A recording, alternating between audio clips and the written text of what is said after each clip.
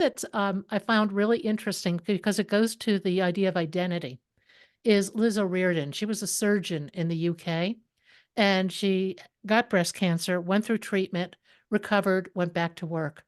2 years later, the cancer came back, and it has since come back a third time. But after the second recurrence, she went through treatment again, but she could no longer she was fatigued, she didn't have the endurance she needed in the OR. Um, she had issues with mobility with her arms and things because of lymphedema, and she had to retire from medicine. Now she was maybe 50 years old, so, with the long training process, she was barely out in she may have been younger than that, actually. I think she was more like in her early 40s. I have to check that.